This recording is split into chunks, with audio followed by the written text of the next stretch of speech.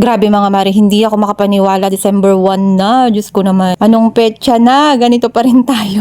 Siyempre, blessed pa rin tayo dahil tayo ay narito pa rin sa mundong iba. So, lagi nating tatandaan na kahit gaano man karami yung problema ng pinagdadaanan natin mga mare, every gising is a blessing. Napakalaking blessing na. So, hayaan nyo na ako kung minsan nagdadrama ako kasi ganun talaga. Medyo nalulungkot pa rin ako sa pagkawala ng aking tatay. Normal lang naman makaramdam ng lungkot or mag-breakdown paminsan-minsan kasi mas mahirap naman kung kinikimkim natin yung mga ganong bagay. Dati nga nun mga mare, nagpa-check up ako sa may cardio. Sabi niya, wag mong kinikimkim yung iyong galit o kaya kung ano man sa dibdib mo, iiyak mo, ilabas mo, gano'n. Kasi magkakasakit ka talaga kapag kinikimkim mo yung mga bagay-bagay. Anyway mga mare, every Monday, ayan, nangungulekta na sali ng basura dito sa amin. And napakalaking bagay kasi para hindi kami maipunan ng mga basura. Meron din palang palibreng sako dito sa amin kapag ganyan, nangungulekta sila ng basura, nagbibigay din sila ng mga sako. Tapos ayan, maya-maya lang, dumating na rin yung sundo ng anak ko. Ayan. Paalis na yan mga mare ko, pero naghahanap pa ng chewing gum yan. Kaya nauubos yung chewing gum na paninda ko eh. Pero okay lang, may kiss naman. Charing. Andyan din pala yung nanay ko. So ayan, kinuha ko muna si Happy dahil hawak-hawak niya si Happy. Ayan, pinakain ko after makapagpupo ni Happy mga mare, ayan, pinapasok ko na siya kasi atat na